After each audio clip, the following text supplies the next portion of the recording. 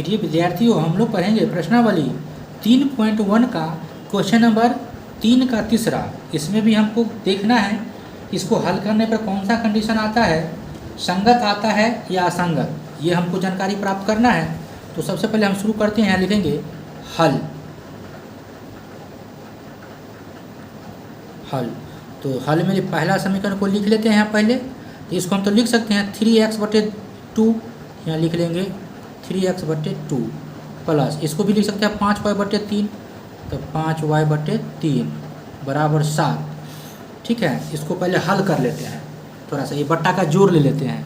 तो जब बट्टा का जोड़ लेंगे तो 2 3 का लघुत्तम हो जाएगा 6, और 2 से 3 में भाग देंगे तो 3 मरतबे, तो 3 तिया हो गया 9x प्लस है तो प्लस 3 दूना 6 2 और 5 दूना 10, ये हो गया 10y बराबर 7। इसीलिए ये हो जाएगा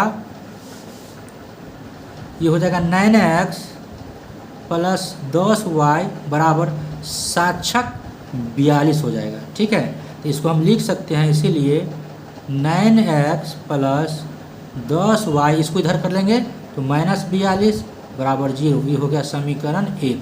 ठीक है, और समीकरण 2 यहाँ दिया हुआ है, तो इसको भी हम ऐसे लिख लेंगे तथा 9x माइनस 10y, ये बराबर के बाद 14 है, बराबर से पहले लिखेंगे तो माइनस में आ जाएगा, तो -14 बराबर 0। ये हो गया समीकरण 2। ठीक है, अब इसको तुलना कर देते हैं समीकरण 1 और 2 को। यहाँ लिखेंगे समीकरण 1 की तुलना a1x plus b1y plus c1 = 0 से, तथा समीकरण 2 की तुलना a2x plus b2y plus c2 = 0 से करने पर, कोई डॉट, समझ गए होइएगा। चलिए अब यहाँ लिखेंगे a1 बराबर, आप देखिए जब इससे तुलना करेंगे पहला समीकरण में तो a1 का जवाब कितना है 9, तो हो जाएगा 9। इसके बाद b1 बराबर, b1 का जवाब कितना है 10, तो यहाँ लिख देंगे 10। c1 बराबर, c1 का जवाब कितना है -42, हो जाएगा -42। उसी तरह से a2 बराबर, जब a2 इससे तुलना करेंगे समीकरण 2 में, तो a2 के जगह पे 9 है तो हो जाएगा 9, b2 के जगह पे -10 और c2 के जगह -14, c2 बराबर -14। ठीक है, अब कंडीशन लगा देते हैं इसमें a1/a2 का। यहाँ लिखेंगे अब a1/a2 बराबर, देखिए a1 का मान कितना है 9 और a2 का मान 9, तो यहाँ लिखेंगे 9, दोनों कट गया, एक मतलब बराबर हो गया 1। चलिए 1/1 भी लिख सकते हैं, 1 भी लिख देंगे, कोई दिक्कत नहीं है। चलिए दूसरा कंडीशन है b1/b2, तो b1 है 10/-10, ये भी कट गया, एक मरतबे, तो ये माइनस लग रहा था, ये -1 हो गया। तीसरा है c1/c2, तो c1 है -42, यहाँ लिख देंगे -42, और c2 है -14, तो -14 माइनस से माइनस कट गया, और 14 तिया 42, यानी 3 हो गया।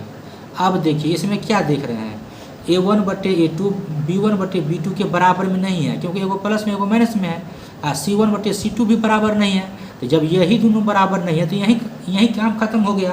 तो ये कौन सा कंडीशन होगा, ये कंडीशन हो जाएगा, इसीलिए a1/a2 इज नॉट b1/b2 का। क्यों ये होगा, क्योंकि यहाँ जो है एगो a1/a2 में 1 है और b1/b2 में -1 है, दोनों दो रंग हो गया।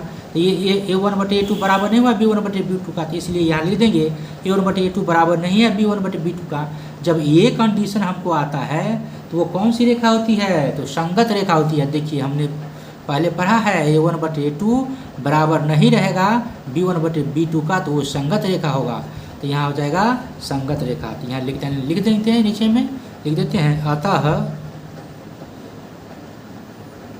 दिए गए रैखिक समीकरण का युग्म संगत होगा। ठीक है, ये हो गया आंसर। उम्मीद है कि आप लोग अच्छे से समझ गए होंगे।